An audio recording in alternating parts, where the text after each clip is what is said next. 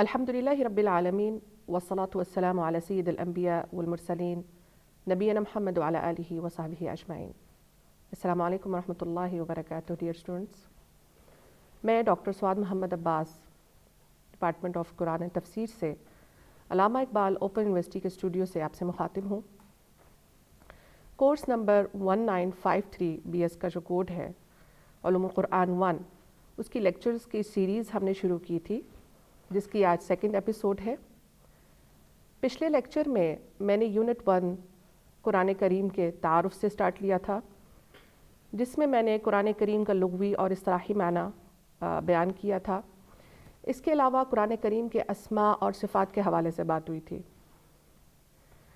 قرآن کریم کے بہت سارے اسماء ہیں، لیکن خاص جو اسماء ہیں قرآن کریم کے وہ 5 ہیں، جس میں سے میں نے 3 کا تذکرہ کیا تھا، تفصیل سے اس کو بیان کیا تھا، اس کی اہمیت اور معنویت بیان کی تھی۔ قرآن کریم کا جو چوتھا خاص نام ہے، جو اسم عالم کی حیثیت رکھتا ہے، وہ ہے الذکر۔ اللہ سبحانہ وتعالیٰ نے 21 آیات میں قرآن کریم کو الذکر سے موسوم کیا ہے۔ الذکر کا لغوی معنی ہے یاد دہانی اور نصیحت۔ اللہ سبحانہ وتعالیٰ نے فرمایا اِنَّا نَحْنُ نَزَّلْنَا الذِّكْرَ وَإِنَّ لَهُ لَحَافِظُونَ، ہم نے ہی یہ ذکر یعنی کہ قرآن کریم نازل کیا، اتارا، اور ہم ہی اس کی حفاظت کریں گے۔ ڈیئر اسٹوڈنٹس، یاد دہانی ہمیشہ اس چیز کی ہوتی ہے جس کے بارے میں پہلے تذکرہ ہو چکا ہوتا ہے۔ تو گزشتہ تمام کتابوں کے پیغام کا قرآن کریم ایک تسلسل ہے، اور ایک آخری فائنل حتمی اور قطعی یاد دہانی بھی ہے، اور مکمل یاد دہانی ہے۔ قرآن کریم آخرت کے وعد اور وعید یاد دلانے والی کتاب ہے۔ قرآن کریم خواب غفلت سے بیدار کرنے والی کتاب ہے، اس لیے اللہ سبحانہ وتعالیٰ نے اس کو الذکر کے نام سے جو ہے وہ موسوم کیا ہے۔ 5واں خاص نام قرآن کریم کا جو اسم عالم کی حیثیت رکھتا ہے وہ ہے التنزیل۔ التنزیل مصدر ہے، اور اس میں مفعول کے زمرے میں بھی استعمال ہوتا ہے منزل، یعنی کہ اللہ تعالیٰ کی طرف سے اتارا ہوا، نازل شدہ۔ ڈیئر اسٹوڈنٹس، یہاں التنزیل اور تصنیف میں فرق ہے۔ اللہ سبحانہ وتعالیٰ نے اپنی کتاب کو التصنیف کا نام نہیں دیا۔ کیوں؟ وہ اس لیے کیونکہ یہ کوئی انسانی تصنیف نہیں ہے، نہ ہی یہ کوئی مخلوق کی تحریر ہے، بلکہ اللہ سبحانہ وتعالیٰ کی طرف سے نازل کرتا ہے۔ اللہ سبحانہ وتعالیٰ نے فرمایا وَإِنَّهُ لَتَنزِيلُ رَبِّ الْعَالَمِينَ، یہ اللہ تعالیٰ سارے جہاں کے مالک کی طرف سے اتاری ہوئی کتاب ہے۔ آ جاتے ہیں اس یونٹ کے اگلے حصے کی طرف، وہ ہے قرآن کریم کے اجزاء۔ قرآن کریم مرکب ہے 2 اجزاء سے، آیات اور سور۔ یہ تقسیم جو ہے وہ عہد نبوی سے ہی معروف ہے اور توقیفی ہے۔ اس کے علاوہ جو دیگر تقسیمات ہیں، جیسے احزاب ہے، منازل ہیں، اور پاروں کی جو تقسیم ہے، وہ بعد میں شروع ہوئی نبی کریم صلی اللہ علیہ وسلم کے زمانے کے بعد۔ اس کی کوئی ایگزیکٹ تاریخ تو موجود نہیں ہے کہ یہ کب سٹارٹ ہوا، لیکن یہ سہولت کی غرض سے اس کی تقسیم جو ہے وہ رکوع اور پاروں کی شکل میں اور منازل کی شکل میں ہوئی۔ اس کے بارے میں انشاءاللہ آخر میں بات کریں گے۔ سب سے پہلے آ جاتے ہیں جی آیات کا تعارف کروا دیتے ہیں۔ آیات آیا کی جمع ہے۔ قرآن کریم میں آیا مرکب ہے کلمات اور حروف سے۔ اللہ سبحانہ وتعالیٰ نے فرمایا سَلْ بَنِي إِسْرَائِيلَ كَمْ آتَيْنَاهُم مِّنْ آیَةٍ بَيِّنَةٍ۔ اب آیا کے مختلف لغوی معانی ہیں اس آیت میں، جس کا ترجمہ ہے بنی اسرائیل سے پوچھئے ہم نے انہیں کتنے واضح معجزات عطا کیے۔ یہاں آیا معجزہ کا مطلب دے رہی ہے ہمیں۔ آیت کا دوسرا لغوی معنی ہے علامت۔ اللہ سبحانہ وتعالیٰ نے فرمایا ان آیۃ ملکہ ان یأتیکم التابوت فیہ سکینۃ من ربکم۔ ترجمہ اس کا یہ ہے، اس کی بادشاہت کی علامت یہ ہوگی کہ تمہارے پاس وہ تابوت آ پہنچے گا جس میں تمہارے رب کی طرف سے سکینت ہوگی۔ تو یہاں آیا بمعنی علامت ہے۔ تیسرا اس کا جو لغوی مفہوم ہے وہ ہے عبرت۔ اللہ سبحانہ وتعالیٰ نے فرمایا ان فی ذلک لآیہ، یعنی کہ اس میں تمہارے لیے عبرت ہے اور نصیحت ہے۔ اصطلاحی مفہوم کی طرف چلے آتے ہیں۔ اس کا جو اصطلاحی مفہوم ہے حد الآیہ قرآن مرکب من جمل ولو تقدیرا ذو مبدأ و مقطع مندرج فی سورہ. کیا مطلب ہے اس کا؟ یعنی کہ آیت سے مراد قرآن ہے جو چند جملوں سے مرکب ہو، خواہ تقدیری ہی کیوں نہ ہو، اور اس کا آغاز بھی ہو اور اختتام بھی ہو، اور یہ آیات کسی نہ کسی سورہ میں مندرج ہو. اب اگر ہم تطبیق کرنا چاہیں لغوی اور اصطلاحی مفہوم کے درمیان، تو ہم یہ کہیں گے کہ چونکہ پورا قرآن کریم معجز ہے تو قرآنی آیت معجزہ ہے، تو اس میں پہلا لغوی مفہوم ہمارے پاس آ جاتا ہے. پھر یہ نبی کریم صلی اللہ علیہ وسلم کی صداقت اور سچائی اور اللہ سبحانہ وتعالیٰ کے علم، حکمت اور قدرت کی اس میں نشانی ہے اور علامت ہے. اور چونکہ آیا جو ہے یا آیت کلمات اور حروف سے مرکب ہے تو اس میں مجموعہ کا جو ہے وہ مفہوم جو ہے وہ پایا جاتا ہے. اور چونکہ تمام آیات میں اعجازی رفعتیں جو ہیں وہ پائی جاتی ہیں اور تمام آیات اعجازی رفعتوں کی حامل ہیں، تو اس کا تعلق جو ہے وہ امور عجیبہ سے ہے. تو اس طرح مطابقت ہوتی ہے لغوی اور اصطلاحی مفہوم میں. آ جاتے ہیں اگلے سوال کی طرف کہ متن قرآن کا کتنا حصہ آیت کہلاتا ہے اور کیا آیت کی اصطلاح نبی کریم صلی اللہ علیہ وسلم کے عہد میں موجود تھی؟ جی ہاں، ترتیب آیت کی جو ہے آیات کی وہ نبی کریم صلی اللہ علیہ وسلم نے خود فرمائی تھی، اور یہ ترتیب توقیفی ہے، بإذن الہی ہے. اس میں قیاس اور اجتہاد کا کوئی عمل دخل نہیں ہے.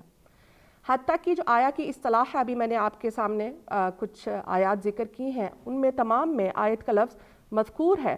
تو یہ جو اصطلاح ہے یہ قرآن کریم سے ماخوذ ہے. ایک روایت ہے نبی کریم صلی اللہ علیہ وسلم نے آیت الکرسی کو سیدت آیت القرآن کہا ہے، یعنی کہ یہ آیات کی سردار کی حیثیت رکھتی ہے آیت الکرسی. تو یہ اصطلاح جو ہے یہ توقیفی ہے.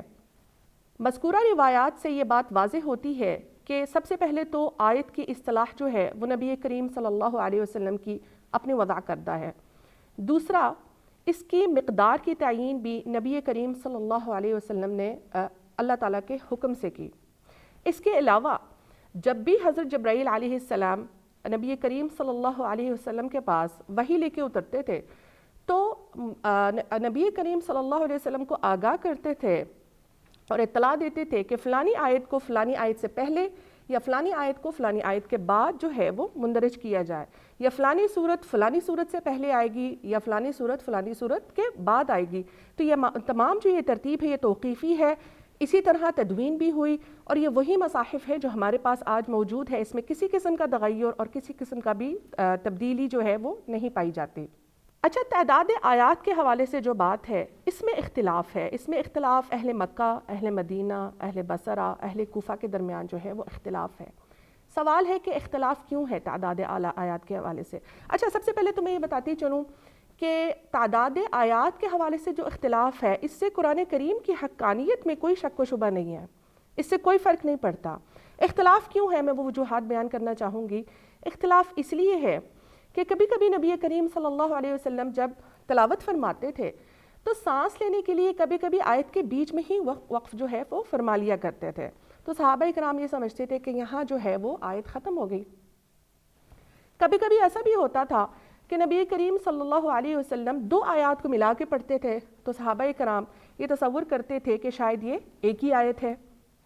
اور اس کی تیسری وجہ ایک اور بھی ہے کہ کچھ کے ہاں بسم اللہ الرحمن الرحیم آیت ہے اور سورہ کا جزء ہے، تو اسی لیے پھر آیات کے تعداد میں یعنی کہ اختلاف ہے کہ کچھ کے ہاں زیادہ ہیں کچھ کے ہاں کم ہے، لیکن 6000 سے کم کسی کے ہاں آیات کی تعداد نہیں ہے.